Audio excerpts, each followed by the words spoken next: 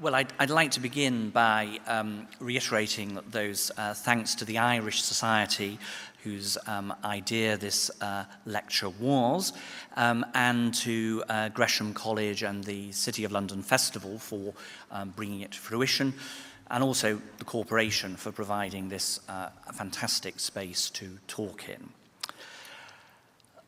On the Saturday, the 28th of February, 1635, the government of Charles I delivered a crushing blow to the magistrates of the City of London. They were found guilty in the Court of Star Chamber of a variety of offences relating to their management of the London-Derry Plantation, with which they had been entrusted by the Crown 25 years previously. The city was accused of having used subterfuge in securing the original Charter of Incorporation of the Irish Society, many things being inserted which were not in the warrant. It had allegedly failed to observe the conditions of the Articles of Plantation, principally by not building houses in number or quality according to their covenants, and not providing enough suitably qualified British, that is, English and Scottish, tenants. It had laid waste to woods of an inestimable value, and it had failed to provide adequate support for the churches on the plantation. The penalties applied to the city were drastic. The Lords declared that the lands of the London-Derry Plantation were now forfeit to the Crown and that the city should pay a swingeing fine of £70,000. The case was a cause célèbre. As the Reverend George Garrard wrote to Thomas Wentworth, the King's Lord Deputy in Ireland, "This business is of great consequence. The eyes of all men have been fixed upon it. Never in our time hath a case been 14 days handled in the Star Chamber before." Bishop Bramall of Derry told the city's long-standing adversary, Sir Thomas Phillips, the former governor of Colerain and proprietor of Livery in the heart of the plantation, "To surprise that great and rich city after so long a siege was a work worthy of yourself." But behind the strong arming of the capital can be detected the personal interest of King Charles himself, all too ready as he was to identify with hardline solutions. Charles had presided over a meeting of the Privy Council 2 days previously, at which the Irish business was extensively discussed. And this case came in the midst of a period of unprecedented pressure upon the city government. It's in the midst of the dispute over the first of the controversial ship money writs of the 1630s. It's at the time when the Crown moots its proposal for the reform of city tithes, increased taxes to support the clergy, in other words. So this must have looked like a determined effort by the government to show who was boss. There was no doubt that the city had been harshly treated.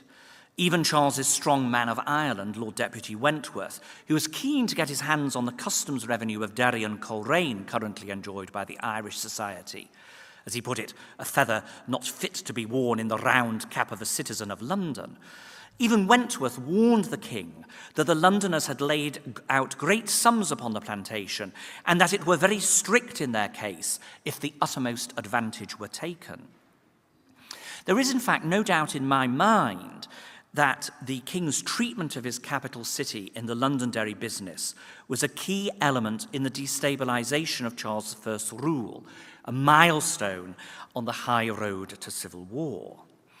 Although, as was customary in Star Chamber cases, the Londoners had their fine mitigated, it was reduced from £70,000 to £12,000, they had to endure the loss of their Irish states, which, but for the mounting attacks on their position from the mid-1620s onwards, might have been yielding a healthy profit after the years of hemorrhaging capital expenditure, which we're going to look at in a few moments. Payback time for the city came when the king turned to the Londoners for financial support when he faced revolt in Scotland in 1639-40, because now the citizens used the Irish business as an excuse not to lend the crown money. In August 1640, when Charles turned in desperation to the livery companies for financial support, most of them claimed that they were unable because the plantation had consumed their stocks. In November of that year, Samuel Vassall, one of the city's members of Parliament, said that this business of Londonderry had much exhausted the city and that this sticks upon them to the tune of £160,000. Their hostility was magnified by the growing prominence in the King's councils of Wentworth, whom they blamed, probably wrongly as it happens, for their treatment. And it was the refusal by the city to lend him money which meant that the king was forced to summon the parliament he so opposed. When the Long Parliament assembled in November 1640, the citizens launched their own campaign against the Star Chamber verdict, which they declared illegal and irregular, a position which was upheld by the House of Commons in August 1641. By now, even Charles had got the message that he needed to make concessions. The Londonderry Plantation was at the heart of his attempted rapprochement with the city on the 25th of November 1641, when, in the midst of the superbly choreographed royal entry, the king declared that "one thing I have thought of as a particular affection to you, which is to give back to you freely that part of Londonderry which heretofore was evicted from you." It was a gesture in the right direction, but as he admitted, it was a promise on which he was currently in no position to deliver, for Ulster was now convulsed by a major rebellion in which the colonists had just been massacred. As he put it somewhat ruefully, "This, as that kingdom is now, is no great gift, but I hope to recover it first and then to give it to you whole and entirely." Moreover, Charles's gesture came too late, as according to Clarendon, the Londoners imputed the concessions to the power of Parliament and remembered how it had been taken from them rather than by whom it had been restored. So the Londonderry business played a decisive role in the king's loss of support among the citizens and the collapse of his personal rule.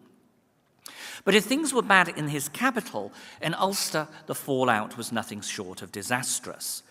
The king's commissioners who moved in after the confiscation had driven up rents and called in the leases of some of the greater landowners, among them Sir John Clotworthy, tenant to the Drapers' Company lands, and brother-in-law to John Pym, a key figure in the parliamentary opposition.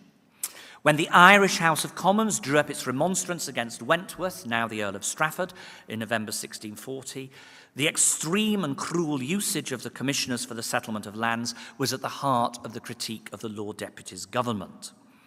Clotworthy, not otherwise to be named but as a firebrand brought from Ireland to inflame this kingdom, was to become one of Strafford's leading opponents in the Long Parliament, orchestrating the impeachment case which led to his execution. As the historian Jane Ollmeyer has summed up, by sequestering the city's plantation in the first place, and then by trying to extract whatever profit he could from it, Charles dragged issues previously confined to the periphery into the central arena, and in doing so inadvertently helped to destabilise royal government in Dublin, Edinburgh, and London at a critical point in his reign. Now, I've started at this point, the end of my story, because I want to make the point that the plantation mattered in the wider politics of the British archipelago. It's worthy of our attention because of what it can tell us about the connections between events in Ireland and events in London. What I want to do, however, for the rest of the talk is to go back to the beginning, as it were. How did the city come to be involved in the plantation in the first place? And why did things go so disastrously wrong? But first, some scene setting back to Ulster at the end of the 16th century. Ulster was really the last bastion of Gaeldom. Gaelic Ireland offended the Elizabethan mind. It was a lineage society, its lordships dominated by elites defined by their descent from a common ancestor, extended family groups which the English called septs. Land was vested collectively in the lineage group who decided on inheritance, usually choosing an elder son or a brother of the outgoing lord. Competition between lords for control over the lesser septs meant that warfare was endemic, and effective violence provided the main source of political legitimacy. Its political structures were rudimentary, and although there was a hereditary legal class, the law that they administered was geared to restorative rather than punitive measures. Lords maintained themselves by an apparently arbitrary range of exactions in kind, labour services, and the provision of food and lodging for their military retainers or mercenaries. Transhumance was practiced, and although settlements might cluster around the fortified dwellings of lords, there were few villages of any size, let alone an urban life. To the English, this was a barbaric society, needing to be civilized by the extension of common law, the acceptance of primogeniture, and the transformation of the autonomous lordships to magnates exercising their power under the crown. The native Irish were more like unto beasts than men, averred Lord Deputy Chichester. Edmund Spencer, a settler in Munster, despairing of the legal processes, looked in his fairy queen to the reform of the Irish by the Iron Man Talus, sweeping his flail to remove corruption and all its agents. When Henry VIII had assumed the title King of Ireland in 1541, he had signalled his intention to exercise a more than nominal lordship over the territories beyond the Pale. That was the area in the vicinity of Dublin where royal authority had until then been effective. So he's seeking to establish claims over the whole of Ireland, but it proved much more difficult to translate these theoretical claims into effective rule. Elizabethan policy wavered between social and cultural assimilation and integration on the one hand, if you like the softly approach, and conquest and colonization on the other, with a balance tilting towards more hard-line solutions in the later years. The stop-go policies that characterized Elizabeth's rule reflected, first of all, the weakness of her governors, whose position could be undercut by factional enemies in London, and secondly, by the chronic lack of resources. There had been an early attempt at plantation in Ulster in 1571, when the Queen's principal secretary, Sir Thomas Smith, undertook the plantation of the Ards Peninsula east of Belfast. This was an attempt to cut Gaelic Ulster off from Gaelic Scotland. Smith was influenced by Roman models of colonization. This is what we would expect from an intellectual in office. Smith was one of the great clever clogs of the 16th century. So it combines Roman models of colonization with a joint stock model of finance. The hopes behind it were wildly optimistic.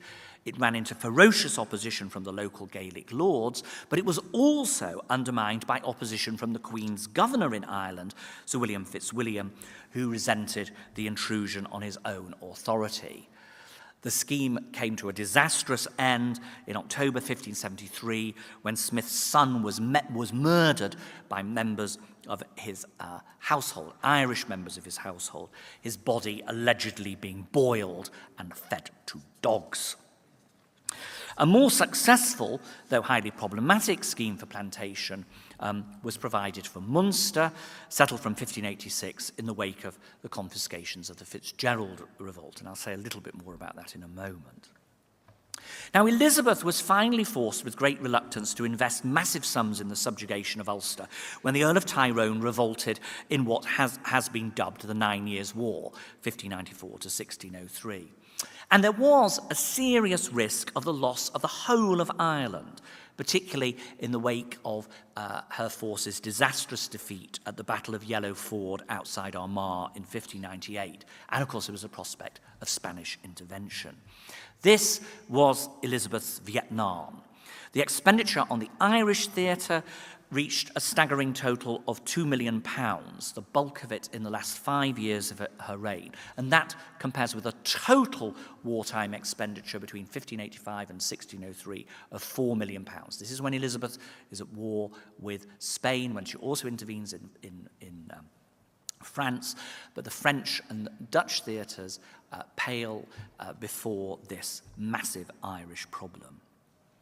Tyrone and a Spanish invading force were defeated at Kinsale in 1601, but it took another 15 months of scorched earth tactics in Ulster to bring the base bush kern, as Elizabeth called Tyrone, to heel. Tyrone submitted within 6 days of Elizabeth's death. But what is interesting is that although there was strong pressure, particularly from the soldiers and administrators on the ground, for the thorough reordering of Ulster society in 1603, this was resisted, and Tyrone was offered quite generous terms. So there's no automatic route from Tyrone's defeat to the policy of plantation. James, who as King of Scotland had his own Gaelic frontier to deal with, had seen plantation go badly wrong on the Isle of Lewis, and he was more content to use the traditional solution of working through magnates kept loyal by various sweeteners. And there was a real prospect of winning Tyrone over, for Tyrone did not fit easily the English stereotypes of Gaeldom. He, in fact, straddles the Gaelic and English cultural traditions. There's a wonderful picture provided by Sir John Harrington visiting him in 1599 in his forest hideout, the fern forms spread under the canopy of heaven. But the Irish Earl apparently enjoying Harrington's reading of the English translation of the Italian romance Ariosto, English translation of Ariosto. So what went wrong with the settlement of 1603? The answer is the men on the ground. There were too many local interests, many frustrated by their lack of share in the spoils of victory as they saw it, determined to undermine the position of the Ulster lords. Royal officials exploited the divisions between the Gaelic earls and the sub-lords arising from the confusion of tenures. The new Solicitor General, Sir John Davies, pushed the line that land once forfeited to the Crown remained the Crown's, a dictum that threatened Tyrone as the heir of the posthumously attainted Shane O'Neill. As the Earl's position was gradually eroded, flight came to seem preferable to an ongoing humiliation, and they feared treason charges arising from the fact that Tyrone, as an insurance policy, seems to have kept lines of communication open with Spain. So the Earls famously flee in September 1607, and there's a subsequent revolt by Cahir O'Doherty in 1608. This opens up new possibilities. The Irish government cynically reversed its position on tenures.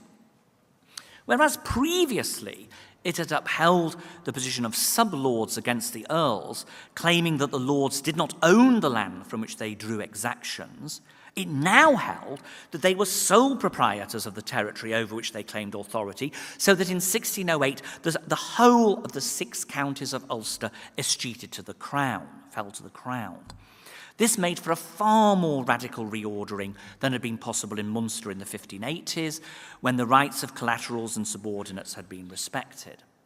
So in the plantation scheme that emerged, undertakers with portions of between 1,000 and 3,000 acres were to build houses and bournes, that is, fortified enclosures, and settled at least 10 Scottish or English families for every 1,000 acres that they held. And importantly, they were to displace all natives. The servitors, that is, soldiers and officials who claimed a share for their services in the war, they received holdings of a similar size with obligations to build, but they were allowed to keep native tenants.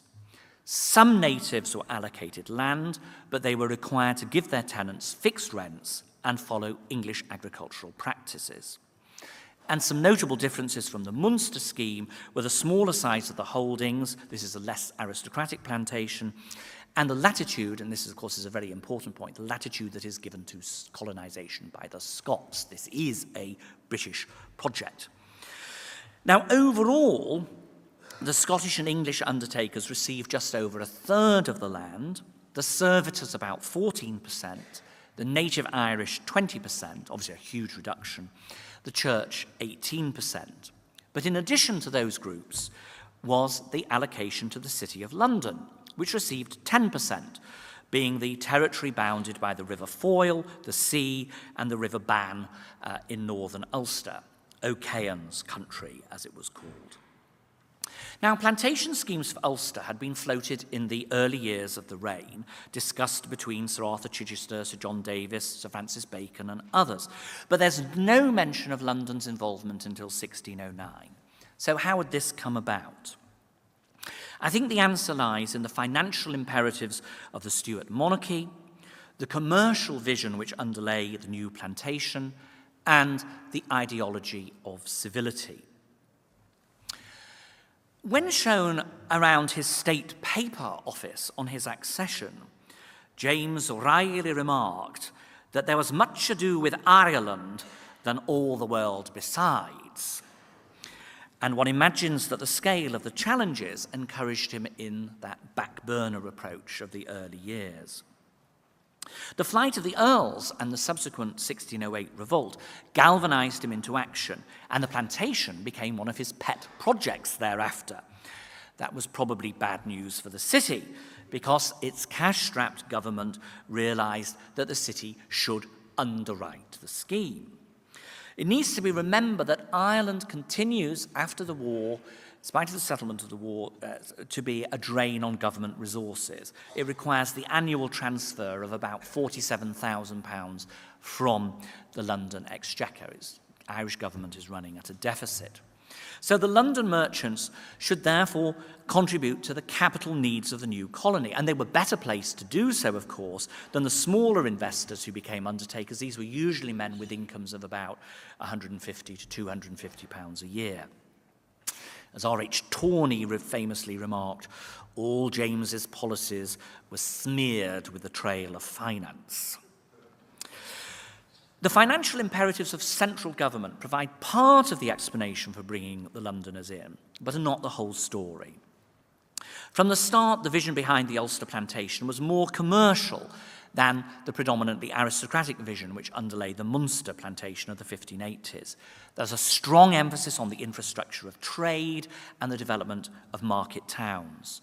The motives and reasons to induce the City of London to undertake the plantation in the north of Ireland, dated 25th of March 1609, and soon to be circulated among all the livery companies, suggested that Derry and Colerain, placed at the mouths of the rivers that drain the planted area, would be suitable places for the establishment of corporate towns, whose fortifications, of course, would be crucial to the security of the plantation. But they'd also sit at the centre of a flourishing commercial system. Following the conventional hyperbole of colonial promotional literature, this text waxed lyrical about Ulster's agricultural and marine commodities. Quotes, "It yieldeth store of all things necessary for man's sustenance, in such measure as may not only maintain itself, but also furnish the City of London yearly. The sea fishings of that coast are very plentiful of all manner of usual fishings. The towns were to lie at the centre of a commercial network which would link Ireland with England, Scotland, Spain, and Newfoundland." The propagandists and panegyrists warmed to the theme. According to Thomas Blanner-Hassett, the Londoners, successors of high-renowned Ludd, would there re-edify a new Troy. They have O'Cahan's country, and whatsoever Ireland's Eden can afford, and therefore, even in respect of their own reputation, they of themselves will perform this, the most honourable action that they ever attempted. Therefore, let Colerain rejoice, for the heart of England, London herself, will no doubt make her more beautiful than many, and furnish Lough with a goodly fleet. Another element in the city's involvement was what we might call a distinctive civic ideology, and the notions of civility by which the barbaric Irish were to be tamed. The propaganda accompanying the plantation stressed that it would be to the city's profit, but that it would also redound to its honour. It was an action that would prove both honestum et utile, honourable and profitable, a matter tending to their present honour and future commodity. The city's honour was to be advanced through nothing less than a civilising mission. Londoners were urged to consider the place being in former times the nest of rebellion, and now the parties become fugitive. It is easy by plantation to civilise the same. Towns were regarded as essential agents of civility, the corollary, of course, being that civility was a core element in urban identity. As the author of the Apology of London, appended to John Stow's famous survey of London of 1598, put it, men are congregated into cities and commonwealths for honesty and utility's sake. First, men, by this nearness of conversation, are withdrawn from barbarous ferity and force to a certain mildness of manners and to humanity and justice. Also, the doctrine of God is more fitly delivered, and the discipline thereof more aptly to be executed in people towns and abroad, by reason of the facility of common and often assembling. And whereas commonwealths and kingdoms cannot have, next after God, any surer foundation than the love and goodwill of one man towards another, that also is closely bred and maintained in cities, where men by mutual society and companying together do grow to alliances, commonalities, and corporations. And in the specific Irish context, Edmund Spenser made the connection between urbanism, civility, security, and prosperity. Nothing doth sooner cause civility, he wrote, in any country than many market towns, by reason that the people repairing often thither for their needs will daily see and learn civil manners. Besides, there is nothing doth more stay and strengthen the country than many towns. And the theme continues through the plantation literature. William Parsons in 1622 described Ulster's markets and fairs as Commonwealth meetings. James I himself called towns lanterns of civility. So the spread of markets was about more than profit.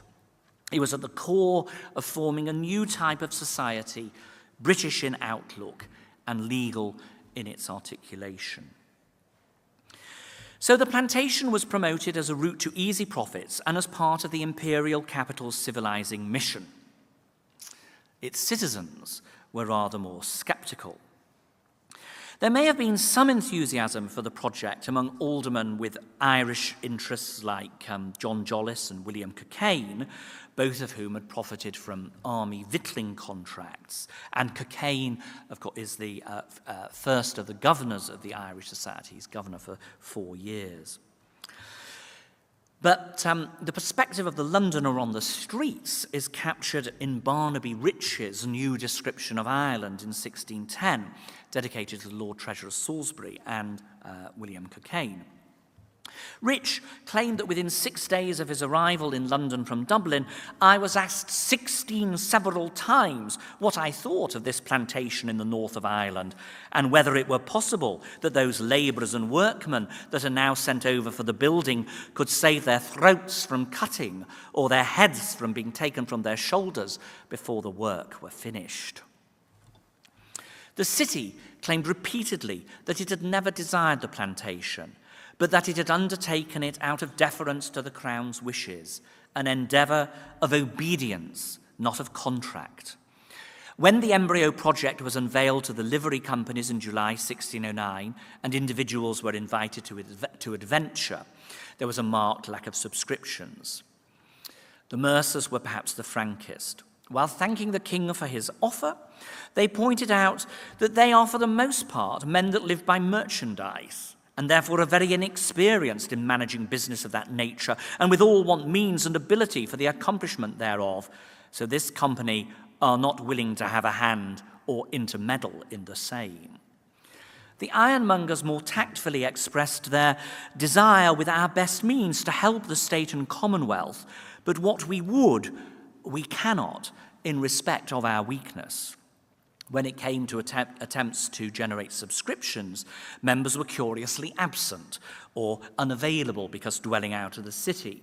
Of the 46 men on the ironmongers' original subscription list, 9 were absent, 10 out of the city, and 2 allegedly not of ability. And the story was much the same elsewhere.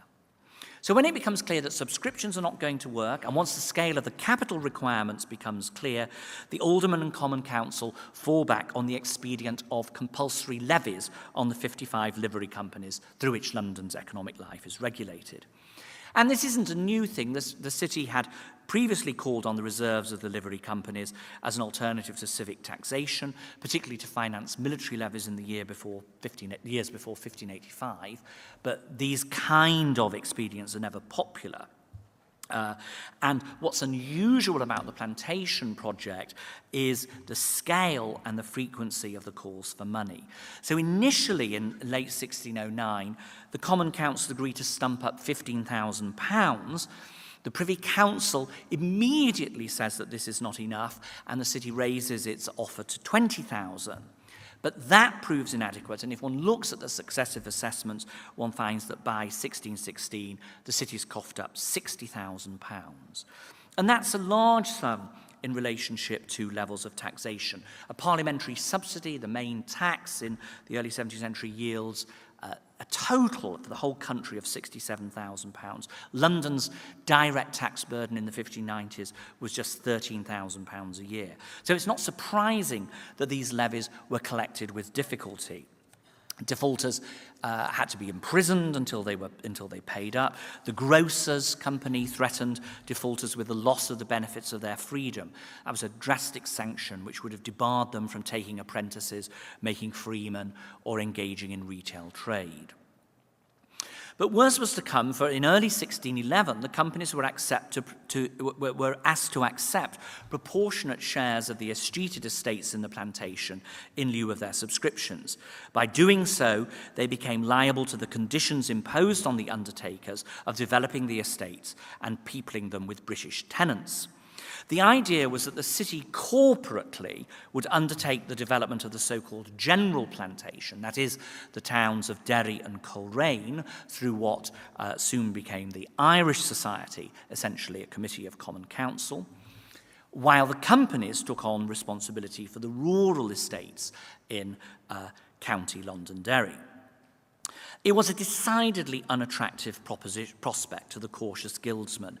At least 5 of the great 12 companies initially refused, the cloth workers doubtless speaking for the rest, when they declared that with such difficulty have payments in the past been gathered, and payment has been so unsavoury to everyone, and with so hard hand drawn from them, that the master and wardens do not see any hope of collecting any more money.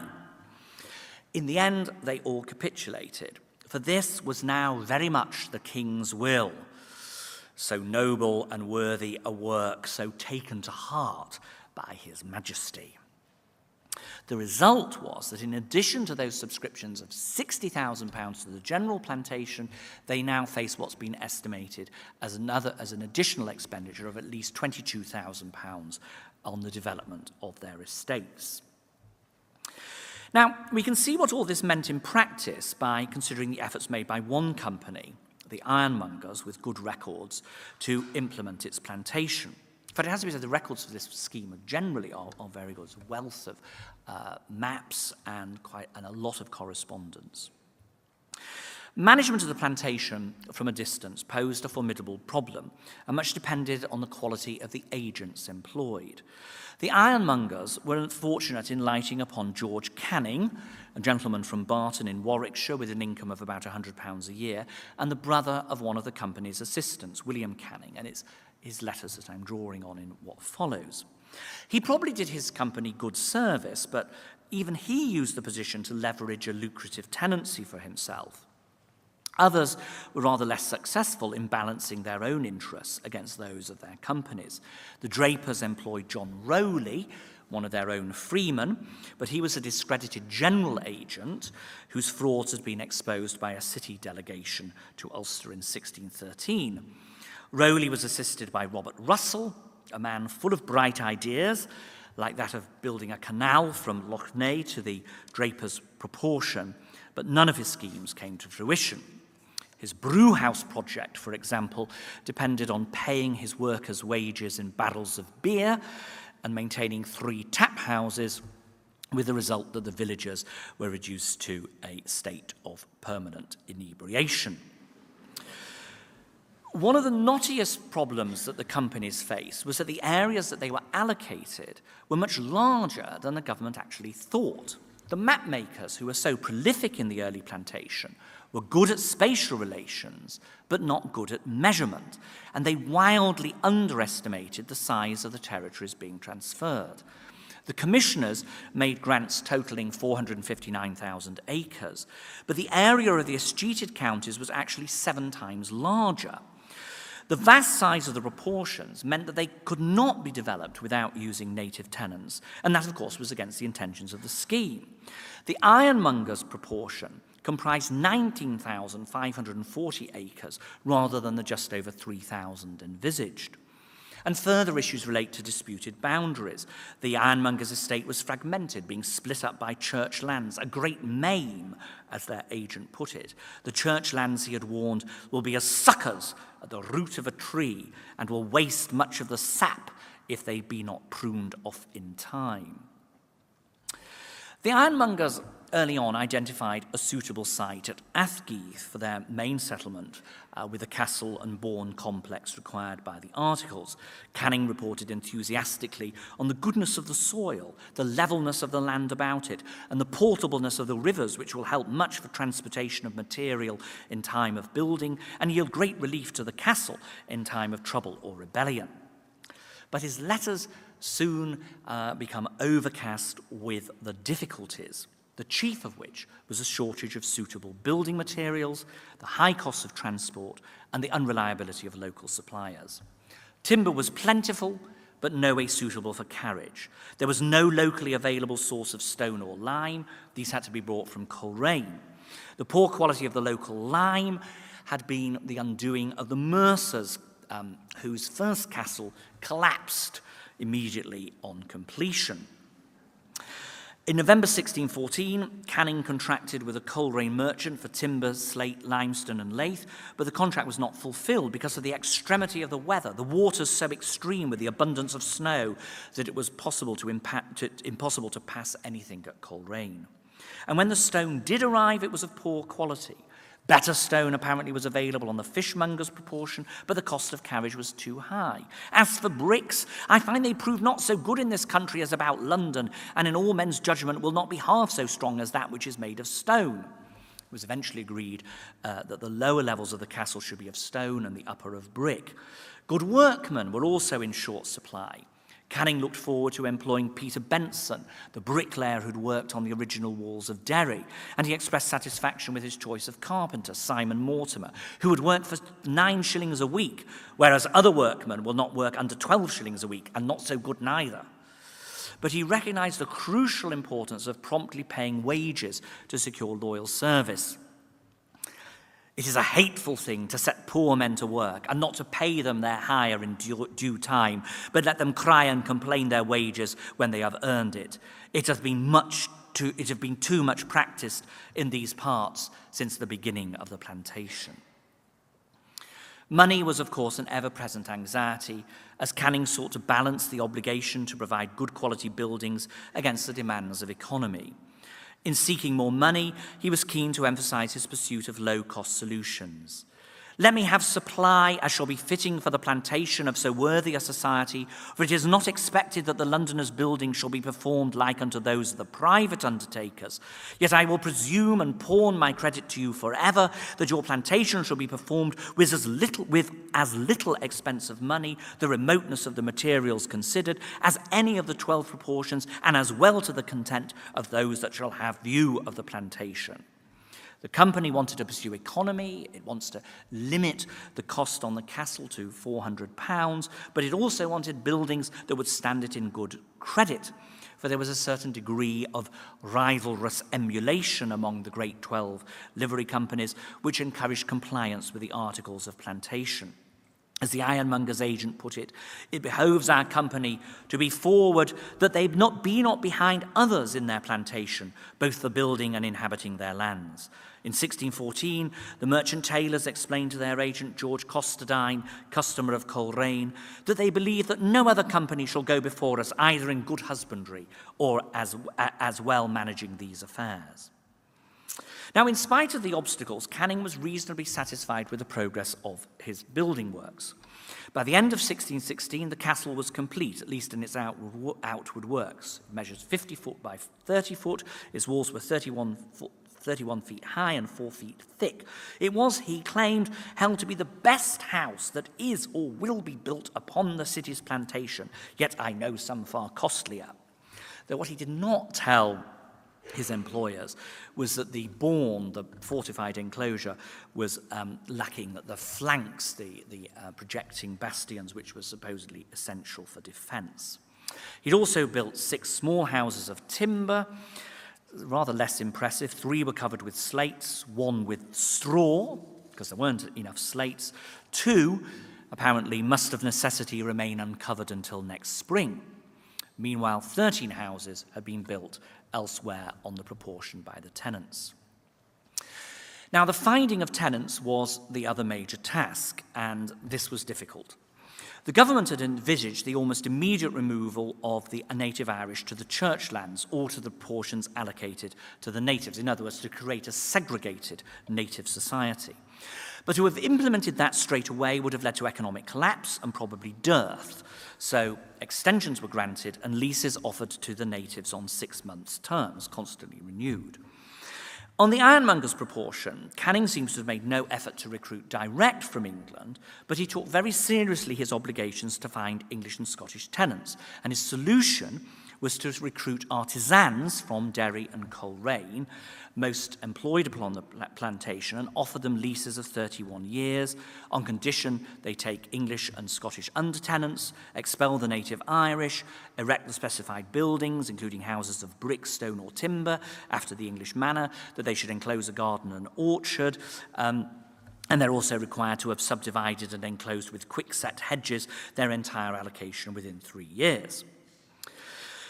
Canning complained that the English were unwilling to pay the present rents. While the Scots were willing to pay, he thought they would not perform such good building. Getting suitable tenants was a real challenge. Here, he said, is such catching after tenants that I think it not fit to put any away that will condescend to indifferent conditions. Recruitment was also hindered by the unsettled state of the plantation. Canning's letters are filled with lurid accounts of the violence of the kerns still at large in the woods. I pray God in his mercy spare us from these bloody-minded villains, and put into their minds which are in authority to take some speedy course to cut them off, else I fear it will be the overthrow of the whole plantation. Although by December 1615 he'd been able to recruit tenants committed to building 20 houses, he remained anxious as to whether they would perform the terms of their agreements. In March 1616, he reported that I can hardly hold your tenants to keep their bargains. In May, he reported that a few had begun building, but others have done little yet, and 1 or 2, I fear, will give me the slip. And then, of course, once they did begin building, they became reluctant to pay their rents, and arrears soon mounted. Now, what was the overall balance sheet? Canning looks like a pretty conscientious agent. Captain Nicholas Pinner's survey of 1618 found that there were 56 British males on the ironmonger's plantation, more than any other, and it would seem that superficially the articles had been complied with. The problem, however, was that the fundamental ground of the plantation was the removal of natives. And Pinner noted that here is an infinite number of Irish upon the land, which gives such rents that the English cannot get any land. The fact of the matter was that everywhere on the plantation, British tenants sublet their lands to the native Irish, so that there was little change in the actual occupancy of the land. And not all companies were as successful as the ironmongers. The Articles of Plantation require that every 1,000 of the notional acreage should be populated with at least 24 British males. As each company had a notional proportion of 3,210 acres, that makes 38,520 acres, so there should have been 912 British males.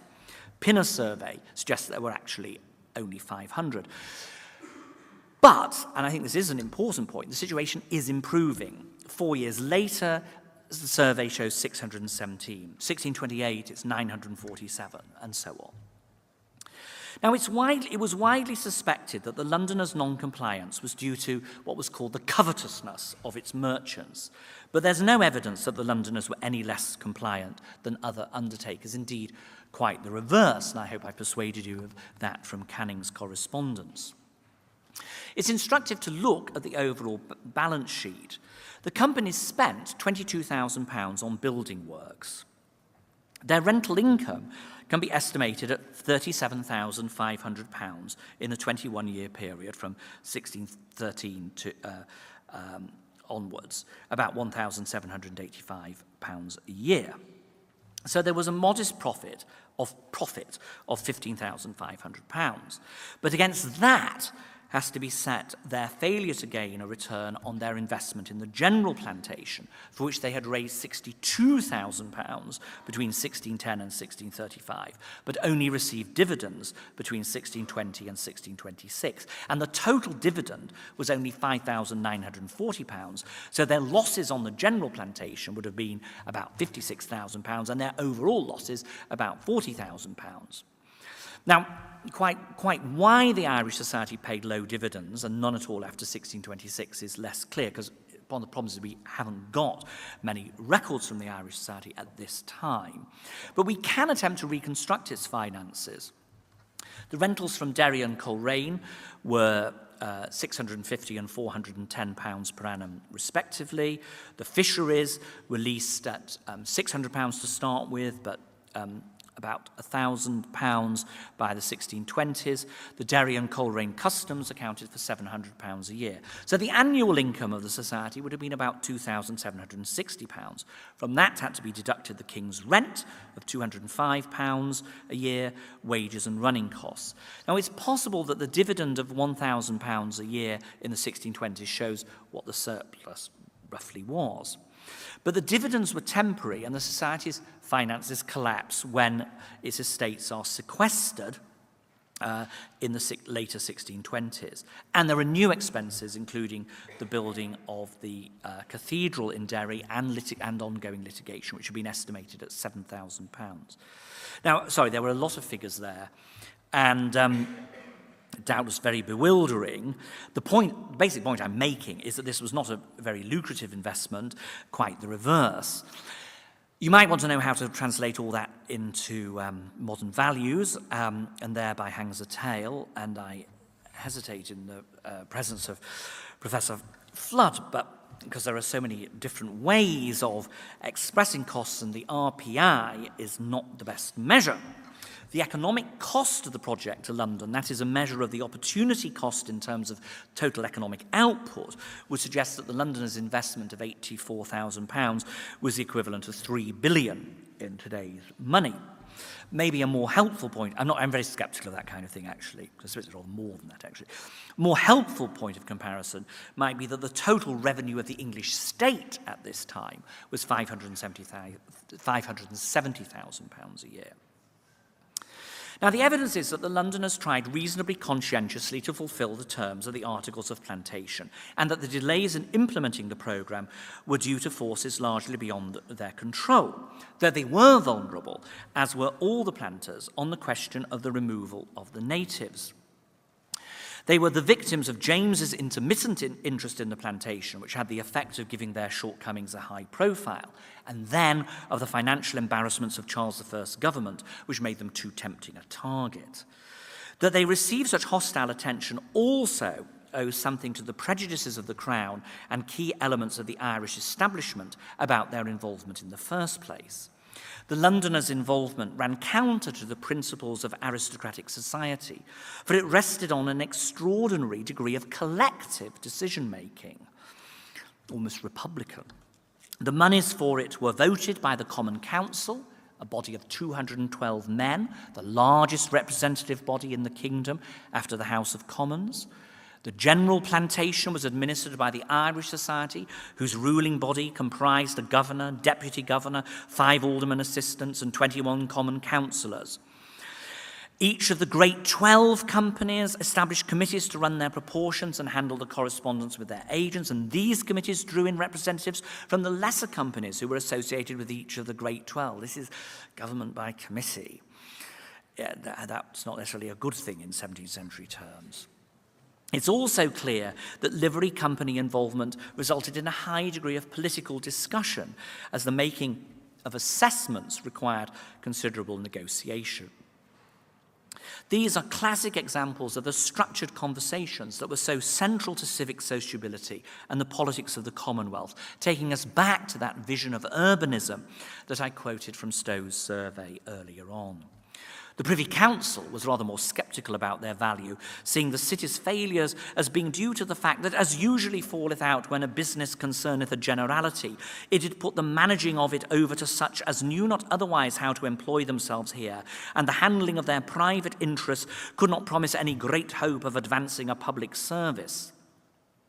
The servitor class, the men on the ground in Ulster, resented the presence of the Londoners. Sir Arthur Chichester sneered at their involvement at the very beginning of the project, hoping that the Londoners that they prove not like the London women, who sometimes long today and loathe tomorrow. The ironmongers recognised that the surveys of the plantations were prejudicial to the city, all urged in the worst sense by the servitors, who envy that which the city does. Canning warned them that the judges at Derry might be biased. I verily suppose that the servitors who were the chiefest in that court at the Derry would gladly yield advantage to any gentleman against any of the city's agents. And the city was particularly unfortunate in acquiring an enemy as tenacious as Sir Thomas Phillips, the displaced governor of Colerain, now at Livery, a servitor enclave in the heart of their plantation. Phillips had initially supported the Londoners' involvement, but soon comes to resent it, perhaps because of a delay in establishing the title to his land. And thereafter, he dogs the city every inch of the way. He's behind several of the royal commissions of inquiry.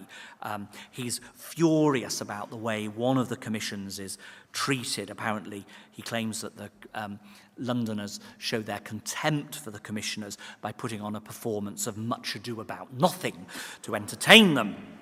And the result is he collects an extraordinary amount of evidence, a lot of it quite delusional. It's full of delusional financial calculations about the Londoners' profits, which, of course, as we've seen, wasn't really there. And this is used. The trouble is that Phillips's materials are used by Secretary of State Cook in constructing his case against the Londoners in that Star Chamber suit. So Phillips's malice undoubtedly weakens the city's position. But it has to be said that the Londoners made some key errors in the 1620s. The least plausible element in their defence in 1635 was the notion that they were not bound by the Articles of Plantation that applied to the other undertakers, that these had been superseded by the terms of the agreement between the city and the Crown, which did not make specific reference to them.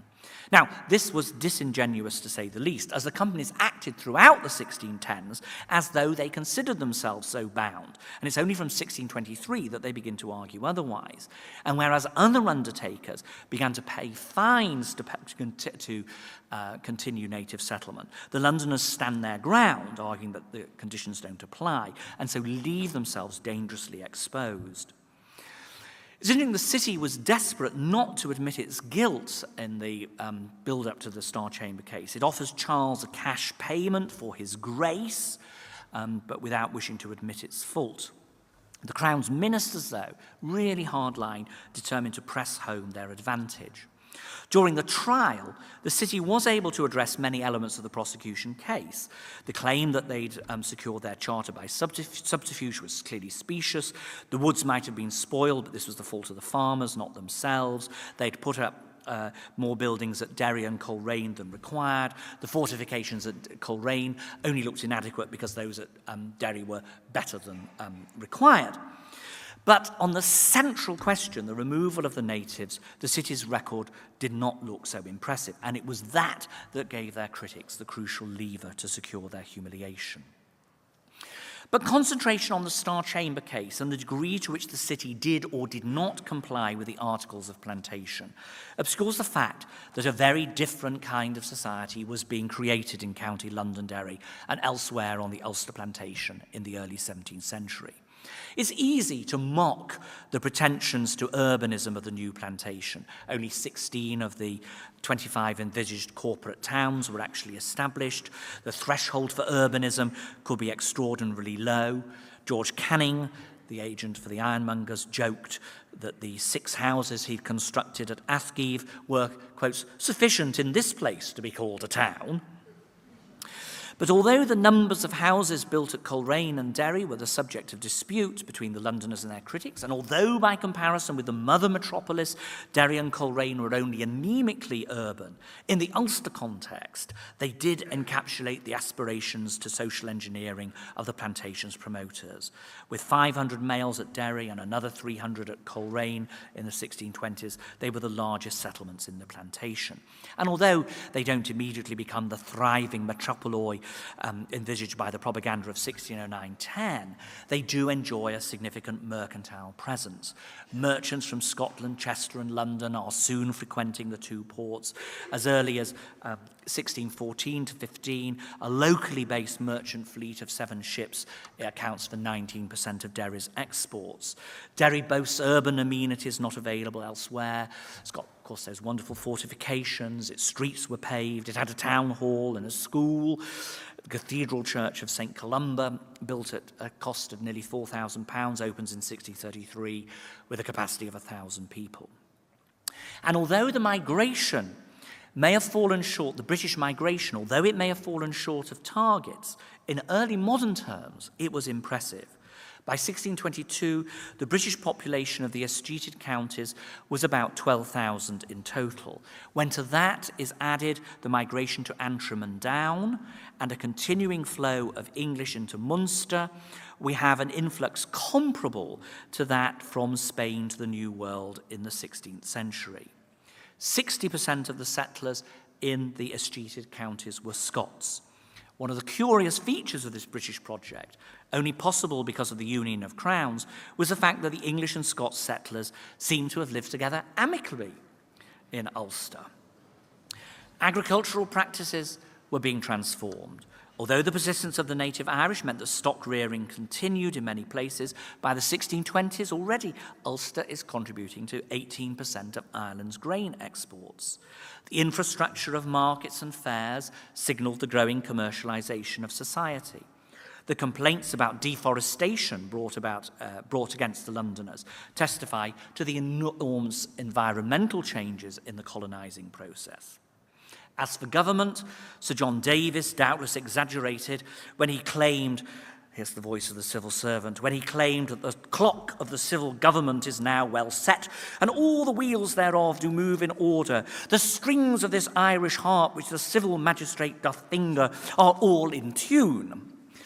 Perhaps that was a little over the top, but the extension of the assizes system and the consolidation of the structures of county government meant that there had indeed been a step change in the momentum of order. And the native Irish were in no doubt of the transformation that had been wrought, and they should be given the last word. I quote from one of their poets in translation. We have in their place a proud and impure swarm of strangers of English and Scottish extraction. Saxons are there and Scotsmen. The land of noble Neil's posterity they divide out among themselves, and there is not a jot of Flan's milk-yielding plain that is not divided up into acres. We have lived to see the tribal meeting places emptied, the wealth perished away in a stream, dark thickets of chase turned into streets, a boorish congregation in the house of God, while God's service is performed under the shelter of simple boughs.